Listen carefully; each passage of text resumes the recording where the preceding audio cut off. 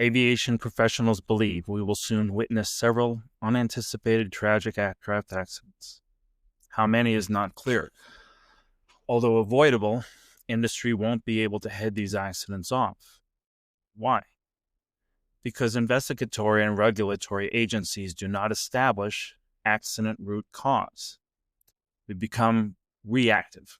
We've long ago forgotten how to be proactive. That's just a fact. We settle on foolish and unreliable dead ends, like the ever ridiculous probable cause. Ladies and gentlemen, we sit on a knife's edge. The opportunities for safety failures are increasing with time. Hello, my name is Stephen Carbone, and this is By Reason of Air Safety.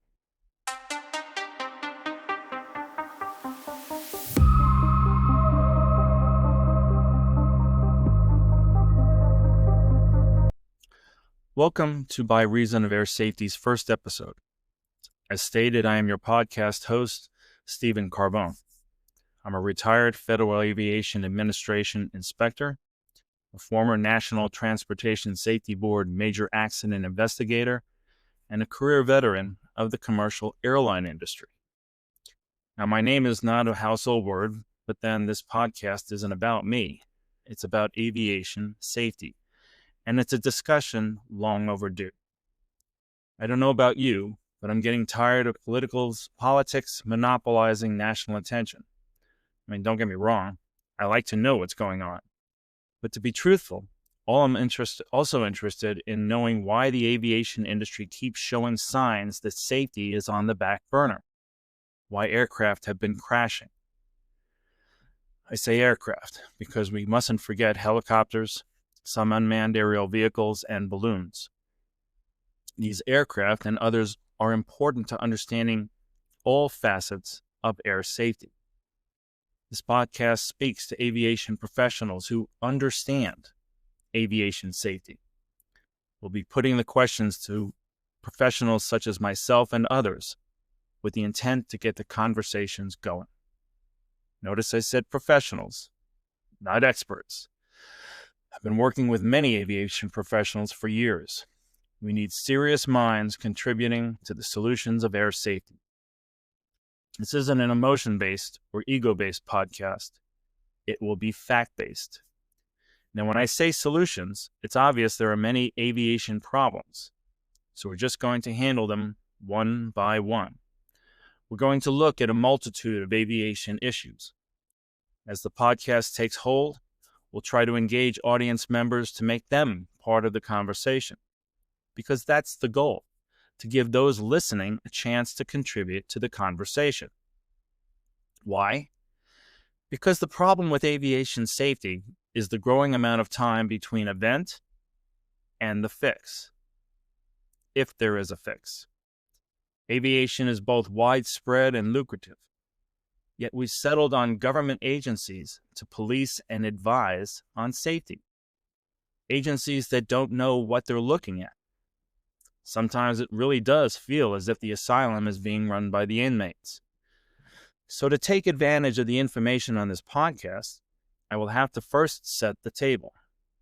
We'll be looking at 3 topics in the launch to Season 1, specifically Episodes 2 through 4, that break down the main players and their issues.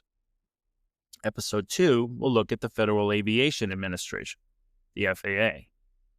Episode 3 will look at the National Transportation Safety Board, the NTSB. In Episode 4, the aviation itself, the aviation industry itself, all of it. This way we can lay out the information in a discussable pattern for future podcast episodes. So I just mentioned in Episode 2, we'll look at the FAA. And as we lead into Episode 2, we'll begin with a look at the federal aviation regulations associated with the discussion. For example, Title 14, Code of Federal Regulations, Part 145, will be looked at when we discuss repair stations. Why are we doing this? Because to understand how the FAA fits into the aviation industry, we need to know what they do. Not all certificate holders are regulated the same way. United Airlines doesn't operate like a crop dusting business. We'll look at how regulations today and at the time of, say, an accident paint a different picture from what the media and the NTSB report. If we're going to have a clear understanding of safety, we have to see and understand how the intent of regulations are being played with and twisted by certificate holders, the media, lawyers, and Congress. Today, the FAA is a distorted image of its former self. That's not the fault of the FAA inspector workforce. It's the fault of the FAA's upper management leadership, or lack of leadership. These managers have wandered into unknown territory, such as diversity, equity, and inclusion's failed hiring techniques, policies that should never be employed with safety agencies. We see different stories in the media. Blame and responsibility are tossed around by the NTSB or media. These are not accurate interpretations of events or regulations. They are assumptions. To me, there's nothing worse than the flying public receiving bogus information about safety events or accidents. For instance, when Air India Flight AI-171, Boeing 787 crashed, the speculation went through the roof. It was aimed at Boeing. Boeing did this, Boeing did that. Let me say that again. The fact the airliner was an 11-year-old aircraft was never discussed. It was never even raised. But everyone felt the need to slam Boeing for the maintenance being done on it and the engines, both of which Boeing had nothing to do with. So we're going to have to breathe some facts about responsibility to these stories, the truth, so the true safety issues won't be lost in finger-pointing and speculation. Then there are regulatory problems of late. The simple reason regulatory problems exist is because people don't understand what the regulations are or what they say. It's true, some don't make sense on the surface, but the regulations are designed to ensure safety if they are followed. We will talk about the games Congress plays that endanger aviation safety.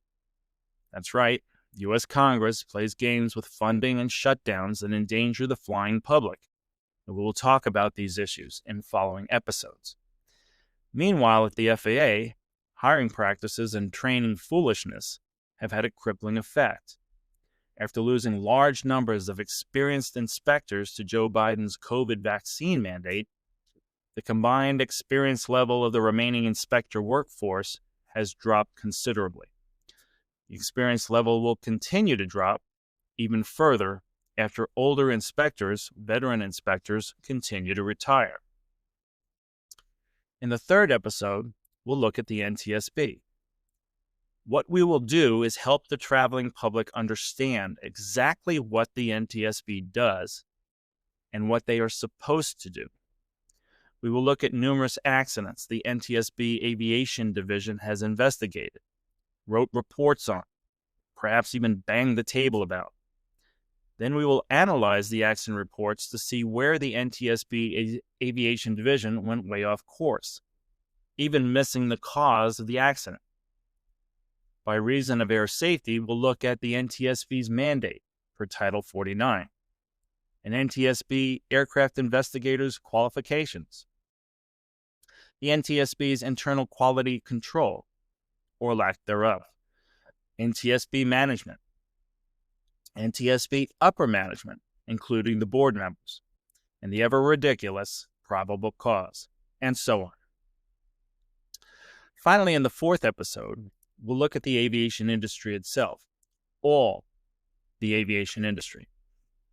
It'll be impossible to cover all that the aviation industry has lost with regards to quality, but we'll touch on many points in episode 4 in the hopes of expanding along the way to cover these problems in general aviation, pilot and mechanic airmen, repair stations, air operators, aviation schools and certifications, and many more. We will have interviews with aviation professionals, many I've known, many I will continue to meet in my 40-plus year career. These people will come from all levels of aviation and all aviation regulation parts. We'll have interviews with major players from the FAA, from the aviation industry, and, if they are willing, we'll offer a seat to the NTSB. We're going to talk about aviation safety as if it's important, because it is. Let's be clear. Secretary Sean Duffy is doing a great job so far, especially considering the problems he inherited. However, he has 4 other transportation modes to consider: highway, rail, marine, and pipeline. So it's not just about aviation. But to that point, Secretary Duffy has many, many aviation professionals who are not bureaucrats or special interests. Each professional, like myself, is anxious to fix their part of transportation. Each wants to be tapped for their experience and knowledge. When Secretary Duffy realizes this, we will be standing by. Ladies and gentlemen, it's time to get the air safety conversation back on track.